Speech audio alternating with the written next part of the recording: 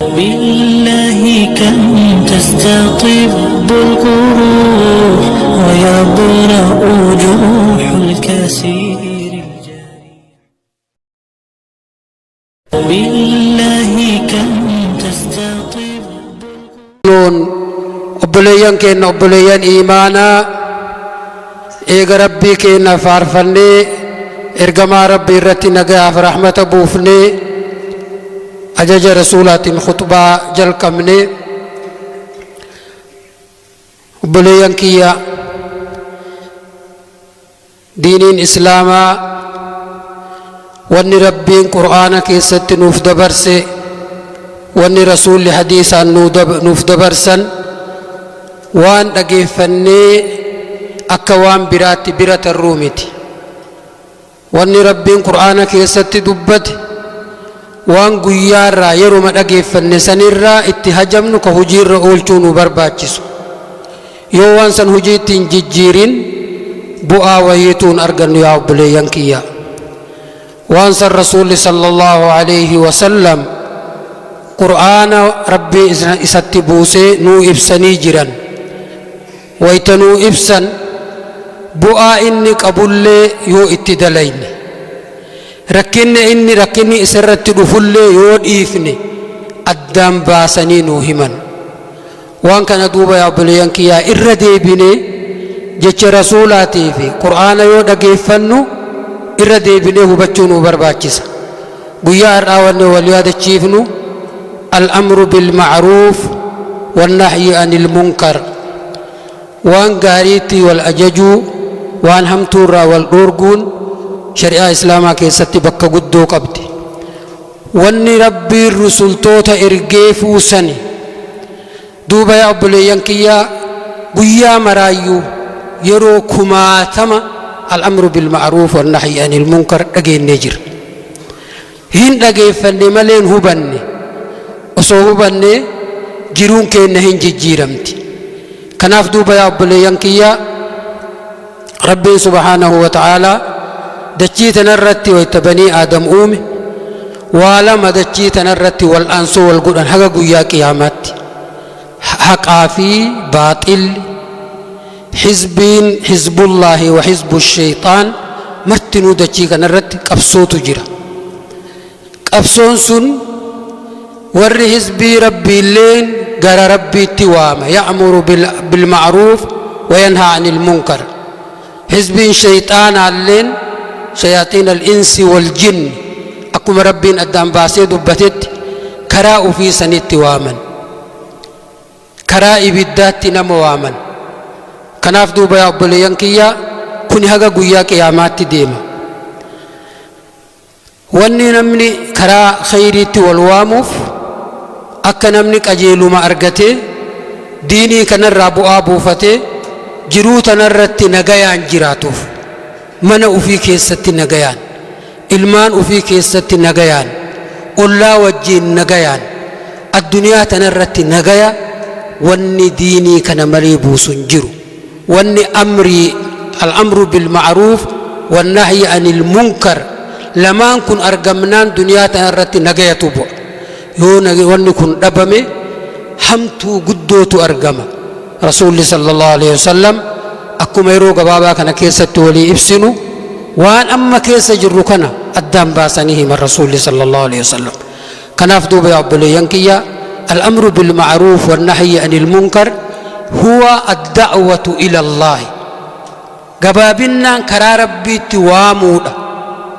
salaatatti wal waamuun al-amru bil-ma'ruuf. walin hamatinaa jechuun an-nahyu anil munkar. haadhaa fi mana ufii haadhaa fi ilmaan ufii mana keessatti gorsuun salaatatti isaan ammaruun al-amru bil-ma'ruuf. waan hamtuurraa isaan dhoorguun an-nahyu anil munkar. cufti hayaata keenna al-amru bil-ma'ruuf wan-nahyi anil munkarii walitti hidhaa qabdi. kanaaf al-amru bil-ma'ruuf wan-nahyi anil munkar rabbiin subhaanahu wa ta'aalaa ufii jalqaba ufii jalqabe rabbiin ufiin hime. ولذلك شرع الله سبحانه وتعالى الدعوة إليه ووصف بها نفسه وقال والله يدعو إلى دار السلام ويهدي من يشاء إلى صراط مستقيم والله يدعو إلى الجنة والمغفرة بإذنه ويبين آياته للناس لعلهم يتذكرون وفي وام رب يدعو إلى دار السلام غرا غند نغيات غبروت وفي وام رب غند ركني تكو كيسن جر كنمني غند سنيف يو اف قوبس دنيا تنرت اسيت لي نغيان جرات يو نغيا غند سني ارغد جت اف قوبسيت شكي تكو ملي اسيت لي دنيا ترت نغيان جرات والله يدعو إلى الجنة والمغفرة بإذنه ويبين آياته للناس لعلهم يتذكرون أدام باسهم رب وفي وهم سجلك برب ووصف نبيه بها إرقما ربي اللي ربي سنين إسا وصف بفت رسول لكبو وداعيا إلى الله بإذنه وسراجا منيرا وجير رسولا كإني بيكمون كإني هممون قال ربي التوامو وداعيا إلى الله بإذنه وسراجا منيرا كخرا ربي التوام وجيتك كان كم مؤمن لين أكو مثلا آية براك يست وادعو إلى ربك قال ربي التوام جل ربي ولا تكونن من المشركين والمشرك تتار أنتهن ادعو إلى ربك بالحكمة والموعظة الحسنة كن كل الأمر بالمعروف والنهي عن المنكر قال ربي توامي بالموعظة الحسنة حال قارين ناموس قارين وان تلتو نمت دلقون وان تلتو دلقون نما قرسيسون أتي وان تلتو دلقون أتي نما رقاتهون دعوة وسوء أفان كيتي واتقن دبن رسول صلى الله عليه وسلم هجي إسانيت من إسلام ما كان سيني هجي وامر رسول صلى الله عليه وسلم الأيو أفسبني ملي يو أدب ولتقوني ملي هجين إدوك النتي دلقمو كانوا برا وجين دلقمو متي كانوا إدوك النتي دلينو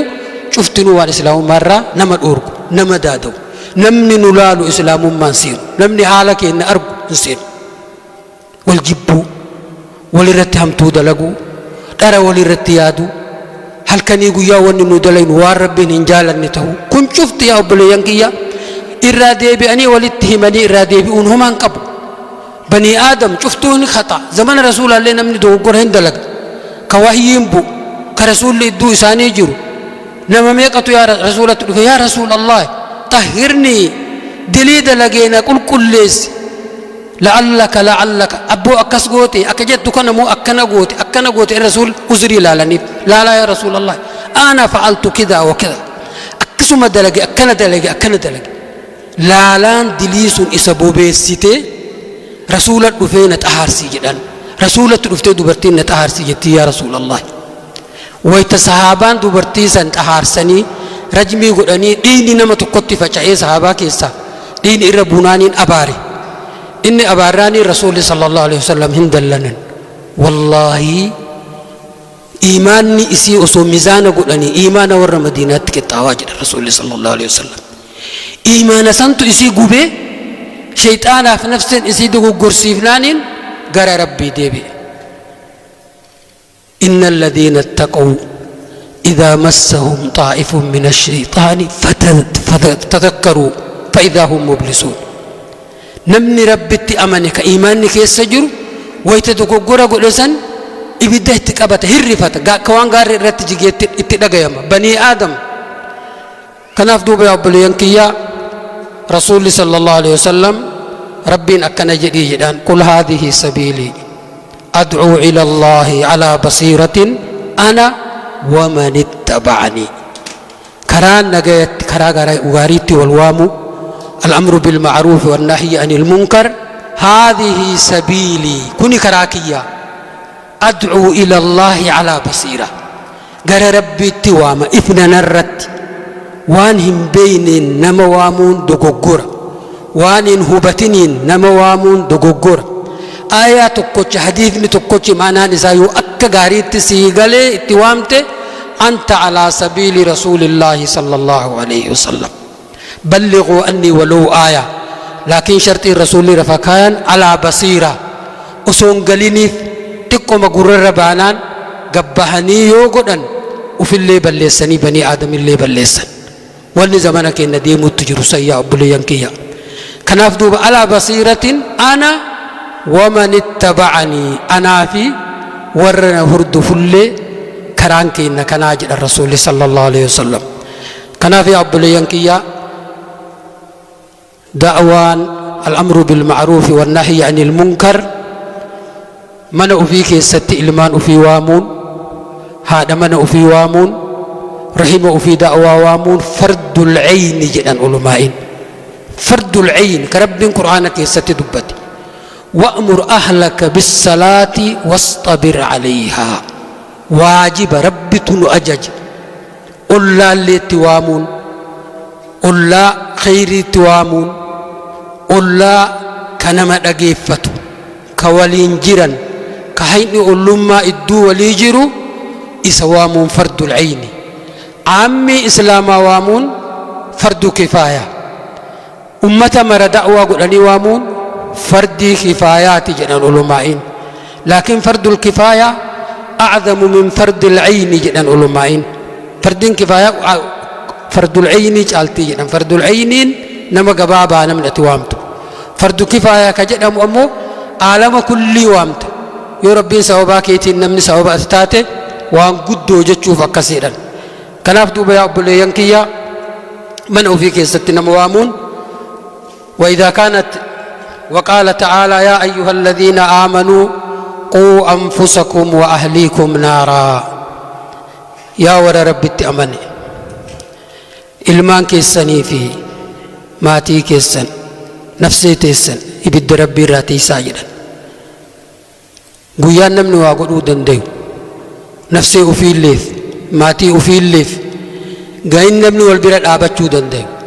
هاين نمني خيري ولي دبرسو دنديو حقا دنيا كان الرجل إيقا دنيا كان الرد ديمني وان تكو ولي قدون دندين يرون دنيا كو يرو قباب دول يرو تكون كربين قياتكو جدي إسي والسفي guyyaa akhiraa san cufaa hafuura baafachuuf yeroo gabaabaa kana keessatti amri rabbii dalagu amri rabbii kana dalagu yaa obboleeyyan kiyyaa yoo halkanii guyyaa walitti iyyine yoo dhugaa walitti jirtu walitti himne jijjiiramni hin dhufa diiniin rabbiillee nu jirra oola yoo adabuma goonee cal'ifne waan guddoo argama duniyaa kanarratti rasuulli sallallahu alaihi wasallam akka gaariitti nu dhaaman يرون نقم نغبابا رسول صلى الله عليه وسلم حديث وهي آمن ور مهاجر توتاتف يا معشر المهاجرين وامنين آمنيف يا معشر المهاجرين أعيذكم بالله أن تدركوا خمسا رب الرائسني مغنفد واشن ركبوا يوكايسن ركبوا جلنين شنن سنكيسا تكتين إسي كتبات كتاتي تآخرا إسني دبت يا أبولي ينكيا رسول صلى الله عليه وسلم تعفرفا ما منع قوم زكاة أموالهم إلا منعوا القطر من السماء ولولا البهائم لم يمطروا أمني تك زكاة دنيا إساني كرب قرآنك يستدبتي كحديث الرسول الردي بأني همن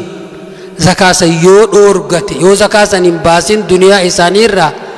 إلا منع القطر من السماء سماء را روم إساني را كتما جدا ربي رسول جدا يا أبوليان كيا مي حديث كان هاتين تلين جتشو ما كان بيتشا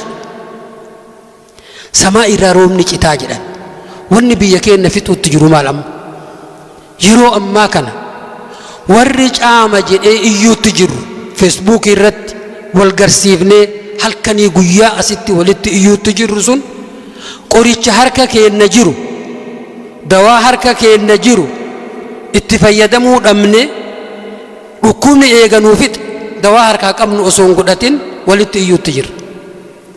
أمني قال لي دب الرادومي sheeyahyaa yeroo hedduu dubbatan nama gaala dhibba kuma qabu jira jedhan nama re'ee haganaa qabu jira nama horii haganaa qabu jira ummata san horiin sun marte harkaa dhume ar'a deemanii kadhachuutti jiranii jedhan ummanni sun takkaa zakaa dhagayanii horii san irraa zakaa baasuutti jiru ahkaama zakaa beeku namnummaan haasawu kana keessatti ambana wanni asiin nu gaye haqa rabbii keessaa bahu zakaa horii kanaa baasuu dhabu rasuulli akkana jedhanii nuu dhaaman namni jedhe jira namni kana dubbatu jira horiin haganaa dhume ummanni dhume ummata irraa wanni haganaa dhume jechuu malee wallaahi wanni biraa tokko hin jiru wanni rabbiin musiibaa kanaan nama tuqeef takkitti matana al'amru bilma'ruuf wannahyi anil munkar waan gaariitti wal ammaruu waan hamtuurraa wal dhorguun dhabamnaan rahmanni rabbii cite samaa'irra ammallee hiikkaan isaa haguma fedhe gargaarsi fedhe osoo godhame gargaarsi ilma namaa kan namni dhuunfaa akka kennaa godhuu miti kammaan mootummaan gootullee wal hin gayu rahmanni wal gayu rahmata rabbii bichaadha rahmanni rabbii san argachuuf waan rabbiin nuun jedhe kana ummata keenya kana itti iyyine gaala keessanirraa zakaa baasa re'ee keessanirraa zakaa baasa jennee isaaniin gorsu ulumaa'iin kanaan dhaabachuu namni da'waa godhu kana walitti himu kalammataa isaaniif rahmata godhu jara saniif rahmata godhulleen rahmata rabbii samaa irraa buufti arraahimuun yarhamuhumur rahmaan irhamuu man fil ardi yarhamukum man fis samaa rahmanni nu walii goonulleen ka amma itti jirru kun sababa samaa'iif rahmanni bu'uuti kanaaf duuba obboleeyyan kiyyaa bakka jirrutti wal yaadachiisuun nu martinuu dallaala diinii taane dallaala rasuulaa taane dallaala rabbii taane da'waa rabbii kana walii dabarsuun dirqama kenna namni dallaala duniyaa dalagu dhibbarraa 2 dhibbarraa 4 bakka jajjaba qaaliitti waa argatan laakiin namni rabbiif waa dalagu homa namichi waa gurgurate sun argatu argata yoo kuma 200 inni gurgurate kuma 200 argata addaallu alal khayri kafaa'ilihi jedha rasuuli sallallahu alaihi wasallam بارك الله لي ولكم في القرآن العظيم ونفعني وإياكم بما فيه من الآيات والذكر الحكيم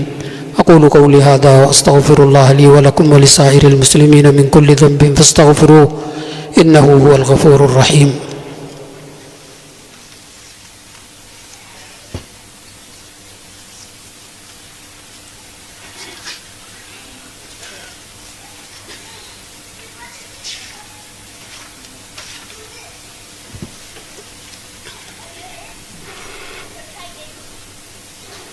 الحمد لله رب العالمين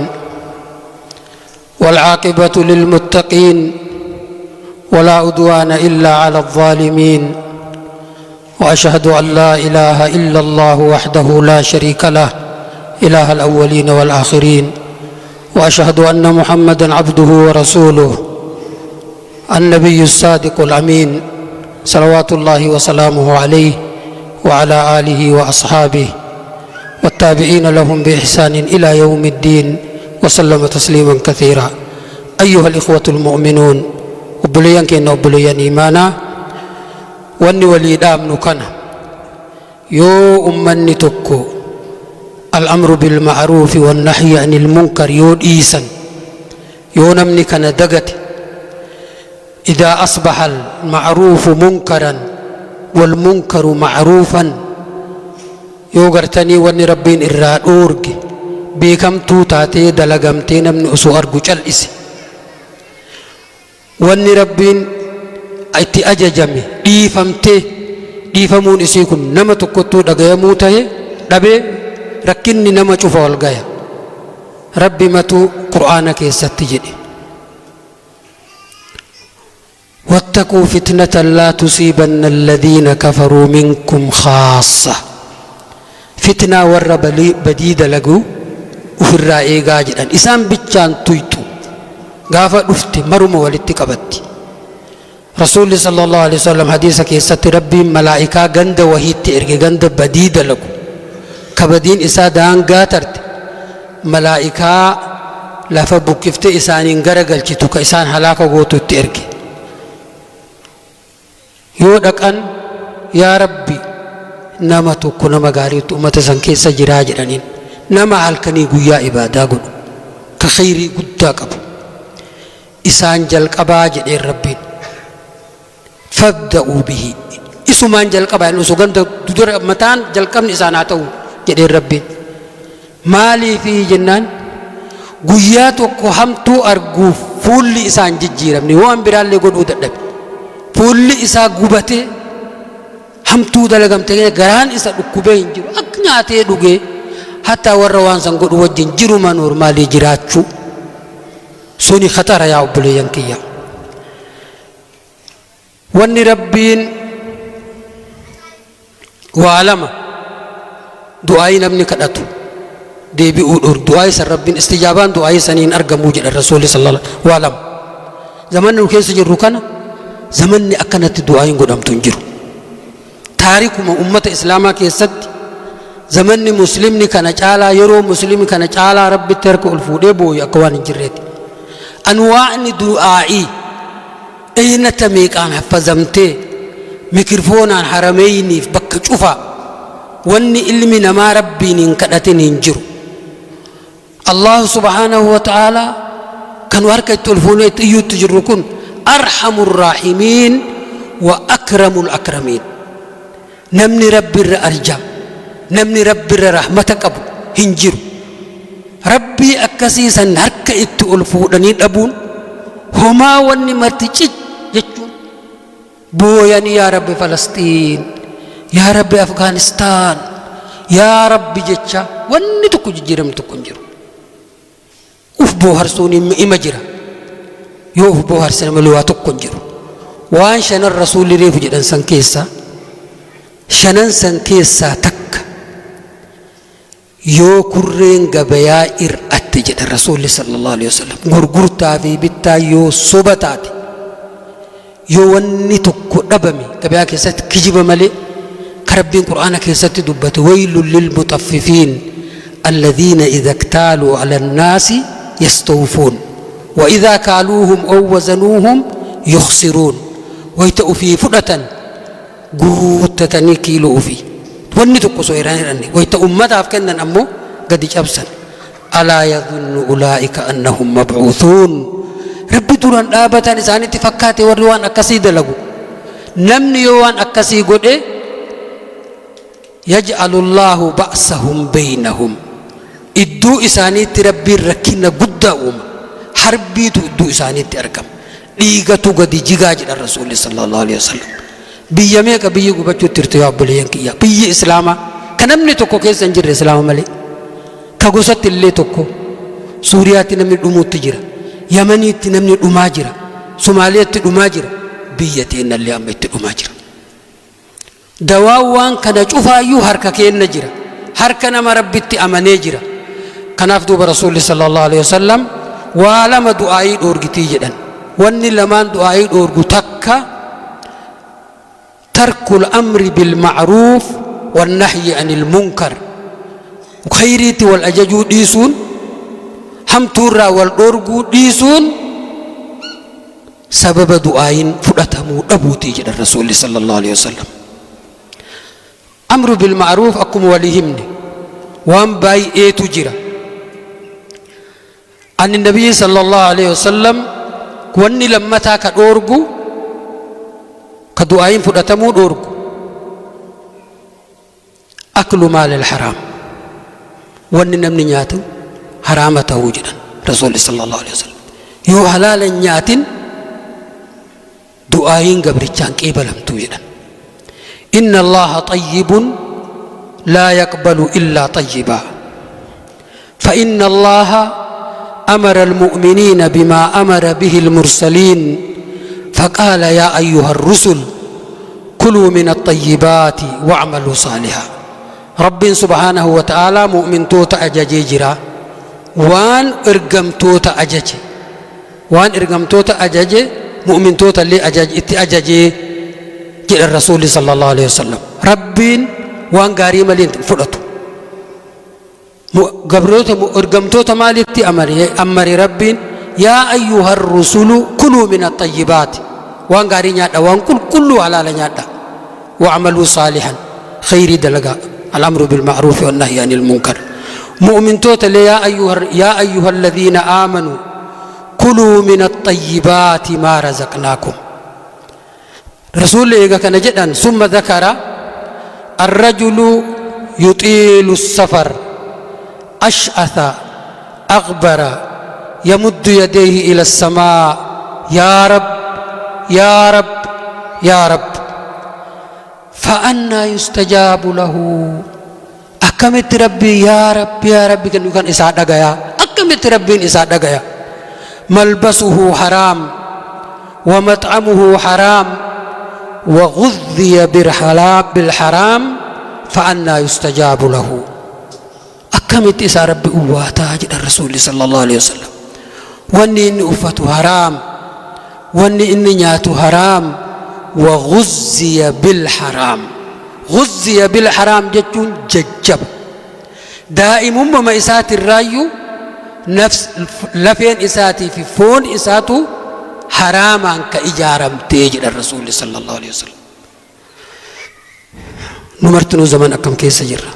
وان يانون بين وان ينون بين بكتنا نودفتي اسم بين وفر اللي وفي نين ديني كأن كنياتا لغاتي وفتن وقب السكون حديث رسولا كان جزء إبا إردي بأني حفظني جرا